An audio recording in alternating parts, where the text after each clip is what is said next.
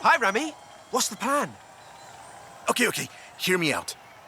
Beautiful Mexican supercar, beautiful Mexican roads, promoting the Horizon Festival. Do we need promoting? The festival seems to be doing okay. All right. I'll find someone else. That's not what I said. Of course I'll help you. I knew I could rely on you. Let's go!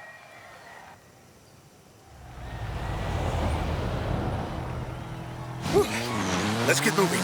Get some speed, then turn into the countryside. Really see what this car can do.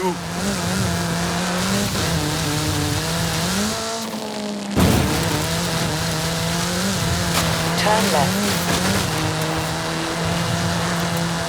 Yeah! Great speed! But let's see how you handle some corners. In 200 meters, turn left. You want to tell me about the car, don't you? I thought you'd never ask! So, VUL is an abbreviation. It stands for Vehicles of Ultra Lightweight and High Performance. It was started by two brothers, Guillermo and Iker Echeverria. The VUL 05 is a track-focused supercar, designed and produced in Mexico, but tested and optimized in the UK.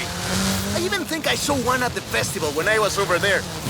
We're driving the pre-production version of the VUL 05RR, the even more track-focused version. Somehow, the designers reduced the weight by 65 kilos and increased the power to nearly 400 bhp. Then they lowered the...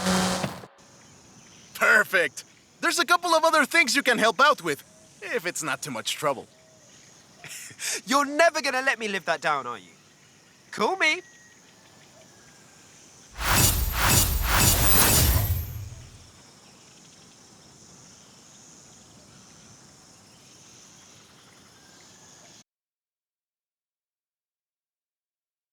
Let me guess.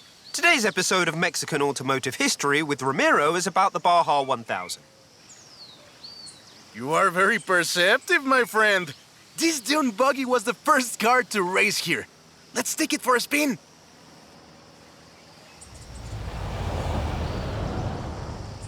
The Baja 1000 is probably the most prestigious race held in Mexico. Do you know how it all started?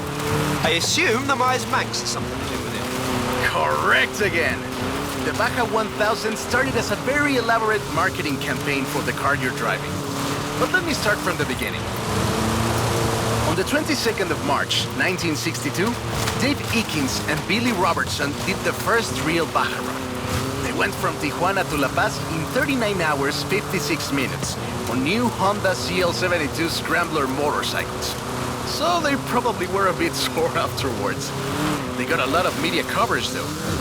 A year later, Meyers started to work on a prototype buggy he called Old Red in his garage in Newport Beach. It was based on the VW Beetle, and it paved the way for what we know as buggies. Cars that are built for off-roading using the Beetle as a donor chassis.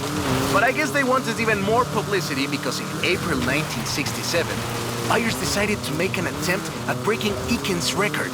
And it worked! Meyers did it in 34 hours and 45 minutes, beating Eakins for more than 5 hours. The rivalry was known as Buggy beats Bike in Baja.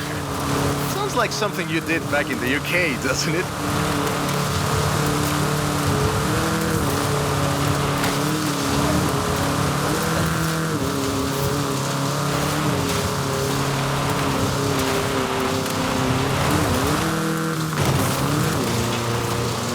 Meyers Manx became an overnight sensation as a result, and suddenly they were friendly races all across the Baja.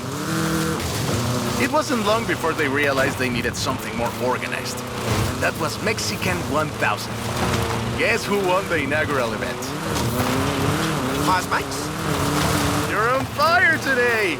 Yes, in 27 hours and 38 minutes. The official race was 100 miles shorter than the original route, but it's still impressive. The Mexican 1000 was later renamed to the Baja 1000, and is run to this day. In 100 meters, turn left.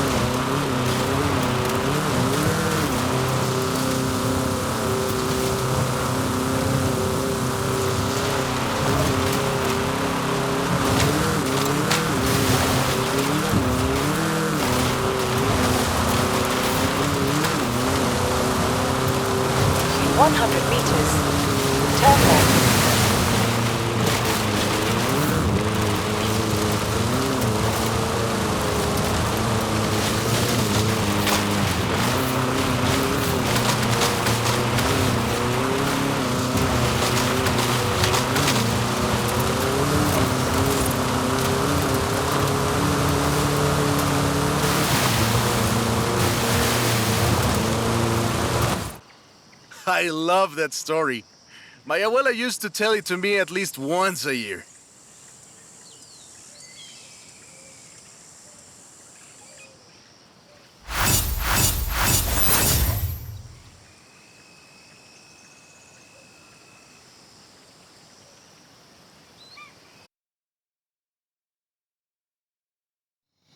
Oh, right.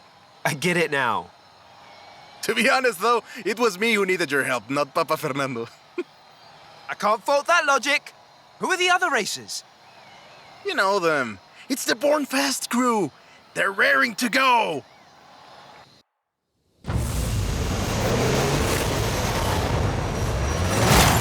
Hey, he's eager. But this isn't really a street race. There's no checkpoints, just a finish line. So keep to the route and get there first.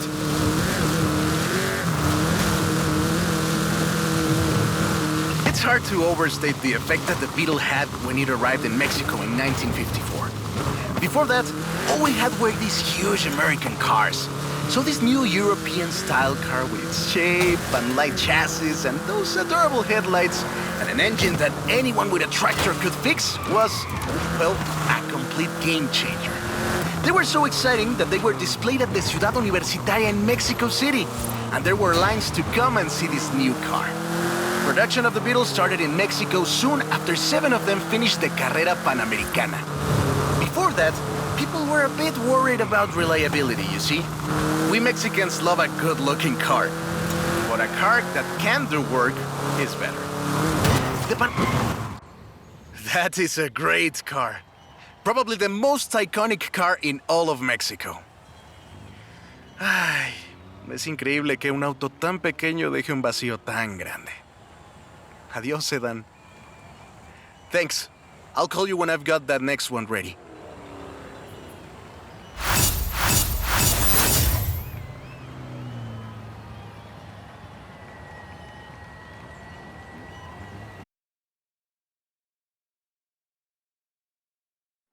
I have 2 cars here. A first-generation Volkswagen and a 7th-generation Volkswagen Golf. Made in Mexico for almost half a century. Sadly, they stopped building them in 2021. But we can still race them. What do you say? To make it fair, I will give you a chance to make an informed choice. Let's go for a test drive. And I've got lots to tell you about Volkswagen Mexico.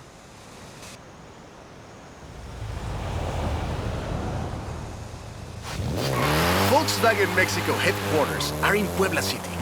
It started production in 1967 with the famous Beetle. As we call it, the Vocho.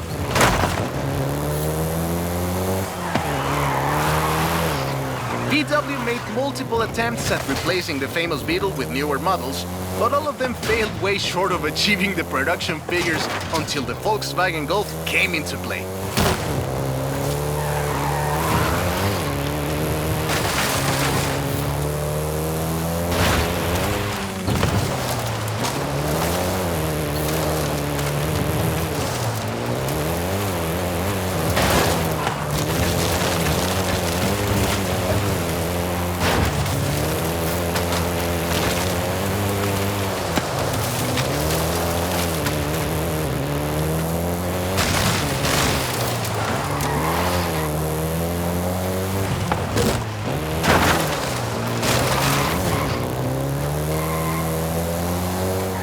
First generation was released in Mexico as the Volkswagen Caribe and had quite a few variations, including the Golf GTI you're driving right now.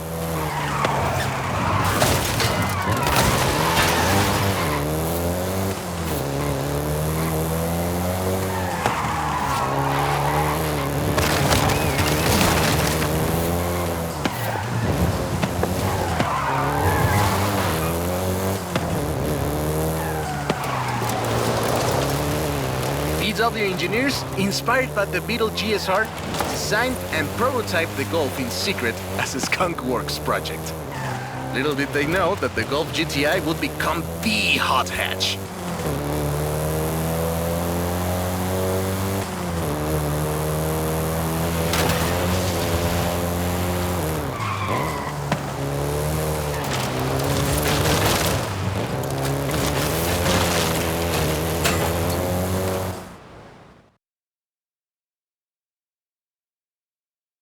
Shall we jump 40 years in the future and try the 7th generation?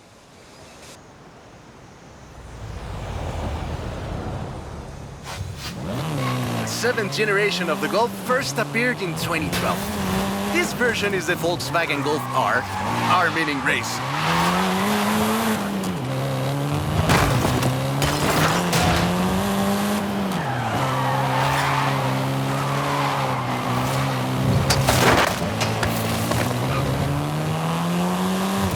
This was the fastest Golf in the range, with a 0 to 60 time of 5.1 seconds.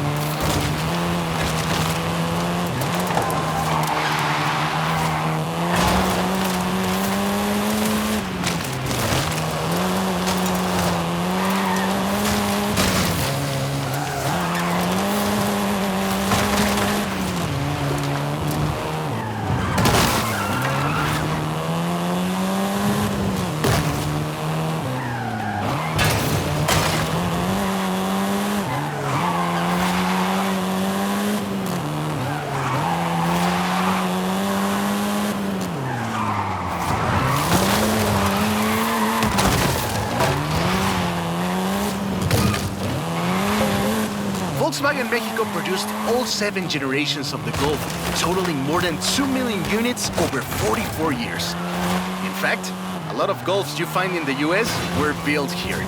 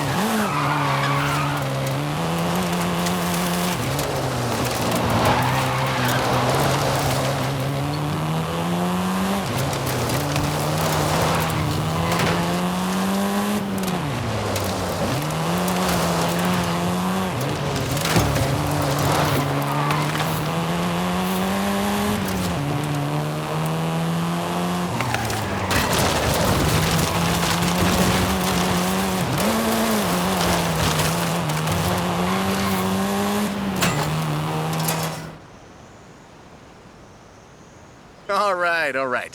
Enough driving around. Let's go head to head, after you've had a chance to rest.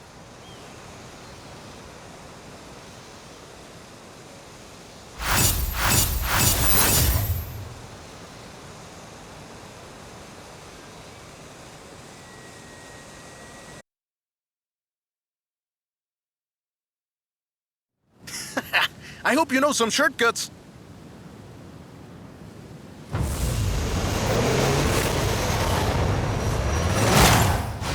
See you at the finish line. Don't make me wait for too long.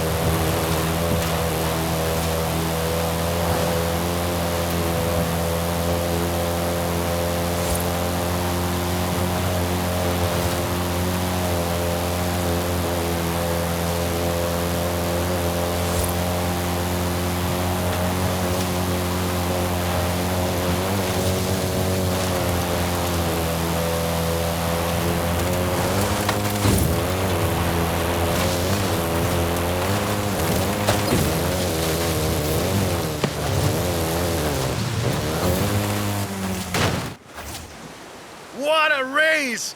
I am actually surprised the first generation still holds up. I'm sure you didn't cheat.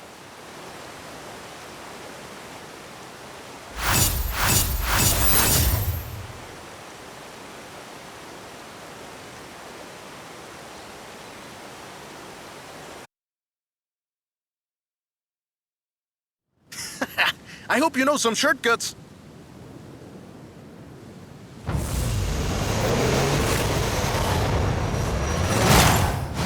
See you at the finish line. Don't make me wait for too long.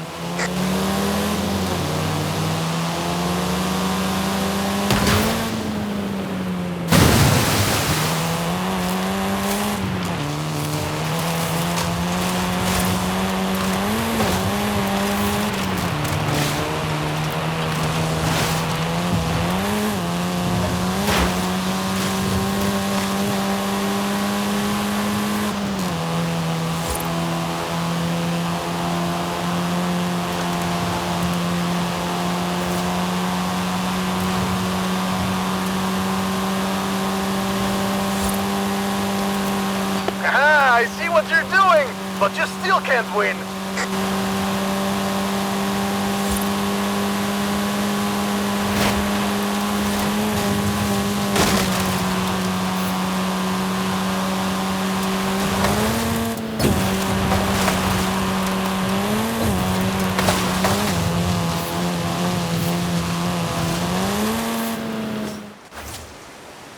What a race!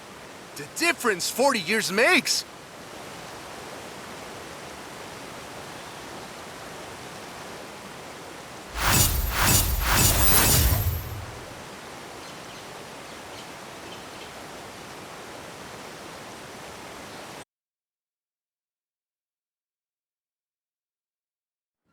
That's the old wolf. No, that's an old truck. The wolf is waiting for us at the swamp.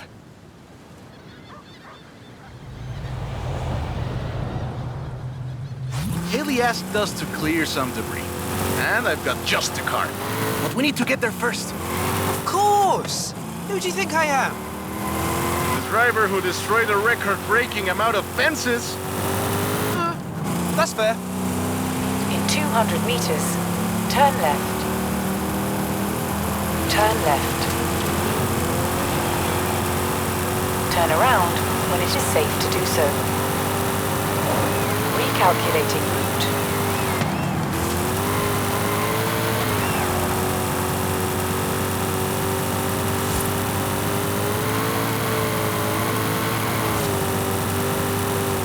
In 400 meters, turn left.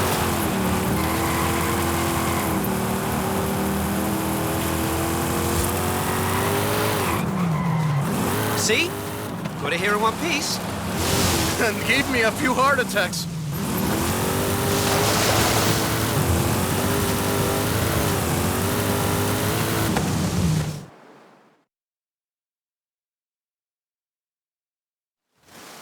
And now, let me introduce you to the fourth Lobo. This car is more your style. Now that's a hecking good wolf.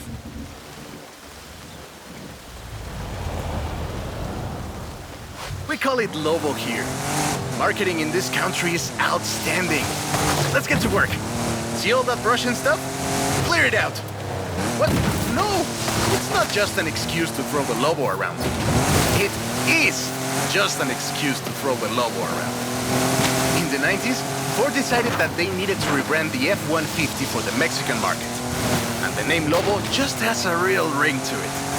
They started using the badge in 1997, and the rest is history. The Ford Lobo quickly became one of the most popular vehicles in the country. Lobo is still used for the modern Rangers like the one based on the F-150 Raptor you're driving. We don't just call it Lobo. No. We call it Lobo Raptor. So it's the same car? Now, there are loads of differences, like a dog and a wolf. Lobo only comes in XLT and with higher trim levels. The base version is still sold in Mexico as the F-150, but the Lobo is the elite F-150.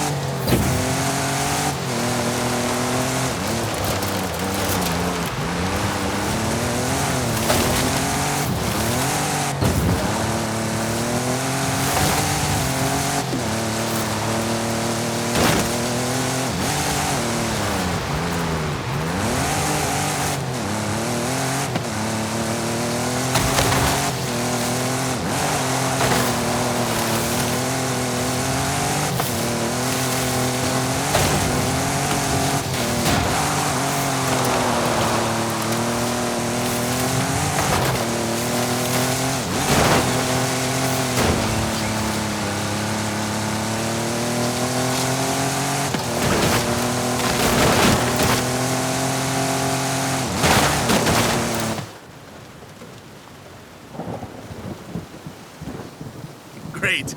Job's done. And the scratches will buff right out. Thanks for the help. Now I just need to get my abuelo's old F100 back to the garage.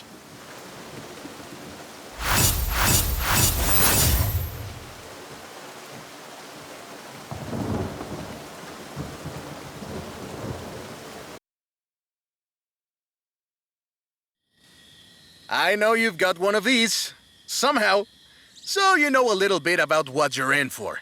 Let's go!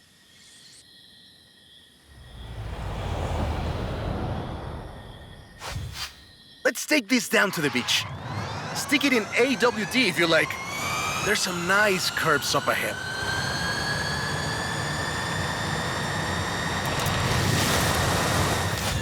Calm down.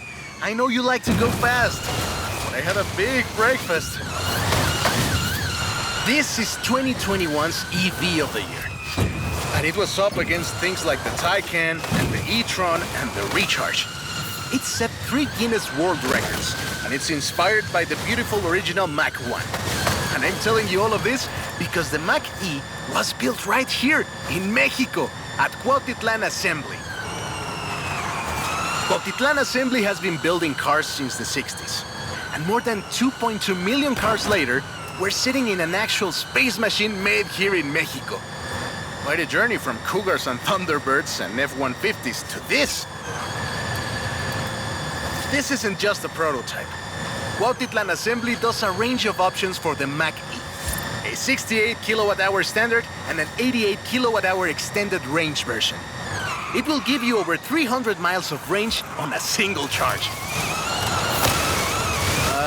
This is a detour, but if anything can handle it, it's this car. The Performance GT version. And there we go. Sunrise over the sea. Beautiful. But we're not done. There's one more thing to look at.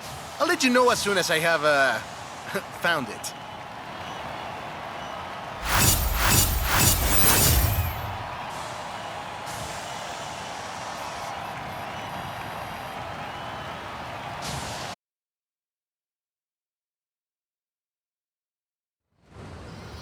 This beauty got her name from the Carrera Panamericana. The races don't run anymore, but who can blame us if we take it out one more time? Right? Let's see what this car can do.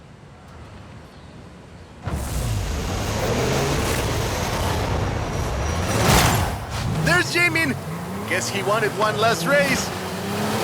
Let's do this!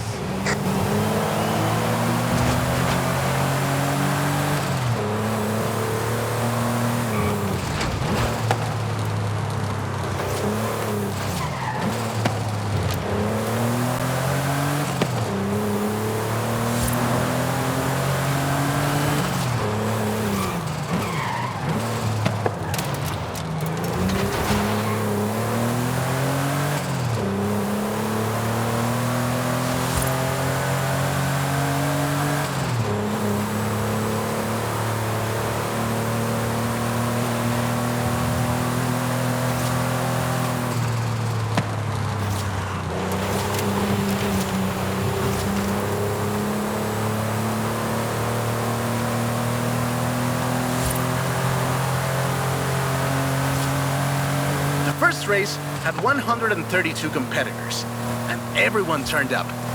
Amateurs to F1 drivers, men, women, professionals, anyone who had a car. Do you know anyone who participated? Aleja thinks Papa Fernando did, but she thinks Papa Fernando did everything.